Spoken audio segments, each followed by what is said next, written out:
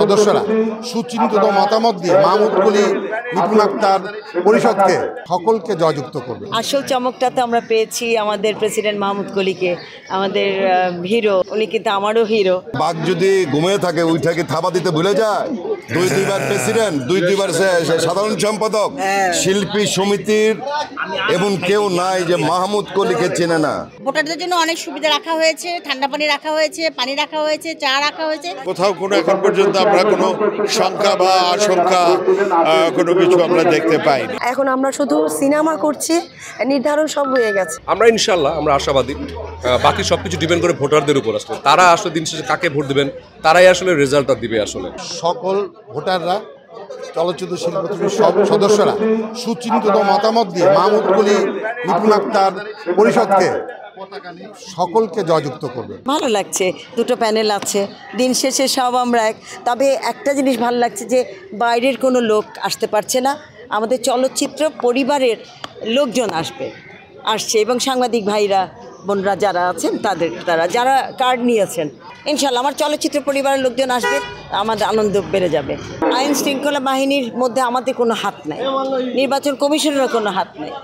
ওনারা যেটা চিন্তা করে যা করছেন আমরা মানে স্বাগতম আর কি, তাদের প্রতিটি কাজে আমরা স্বাগতম।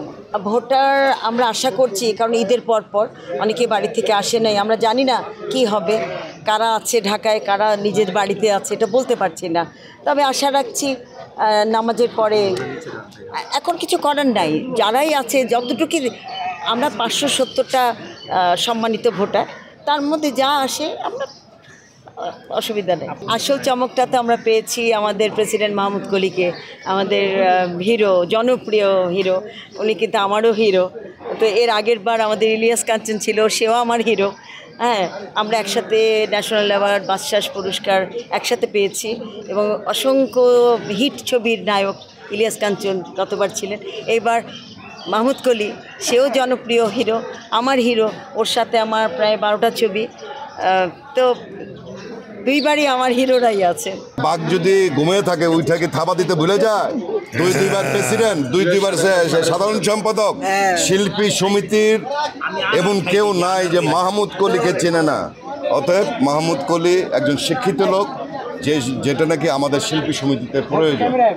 হ্যাঁ, এবং আমরা কলি ভাইকে পেয়ে ধন্য, এবং যারা ভোটার তারা কলি ভাইকে অবশ্যই সম্মান করবে। প্রত্যাশা কি রাখছেন? প্রত্যাশা আমাদের প্যানেল জয়যুক্ত হবে ইনশাআল্লাহ। ভোটারদের জন্য অনেক সুবিধা রাখা হয়েছে, ঠান্ডা পানি রাখা হয়েছে, পানি রাখা হয়েছে, চা রাখা হয়েছে, যার যে ফ্যান রাখা হয়েছে, যার যেটা পছন্দ।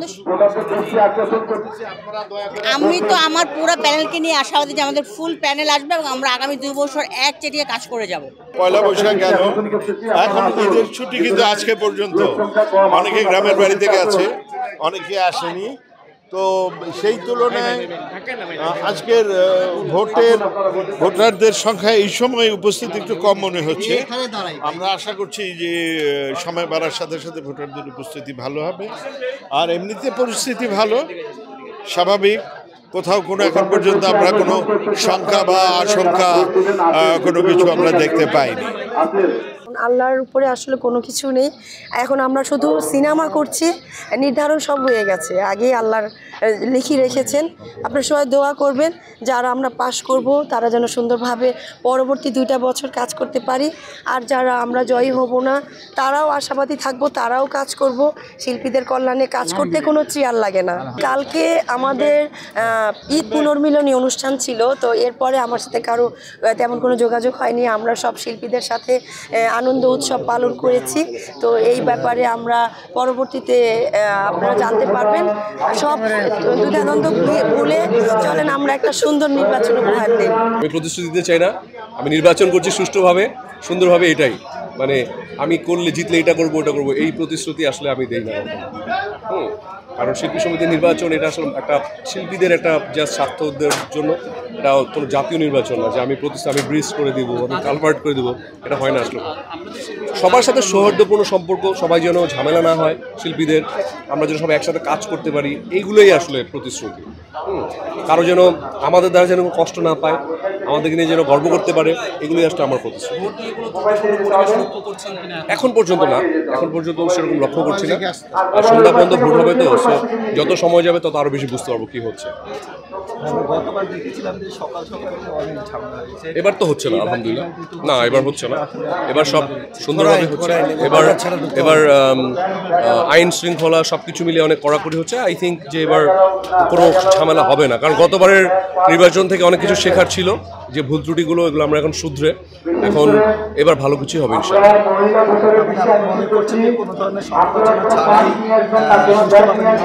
আমি তো সেটাই আশা করছি, কিন্তু কখন কি হয়েছে সেটা তো বলা যায় না আসলে।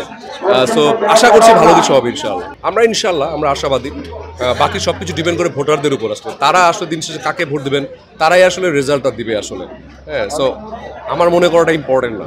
না, আমি মনে করি যে আমি মনে করি যে 570 জন যে ভোটার তারা সবাই আমার, আমি তাদের, বিকজ অফ আমার এই গুটি 200 জন ভোটার আমার, আমি সেটা প্রেডিকশন করি না কখনোই।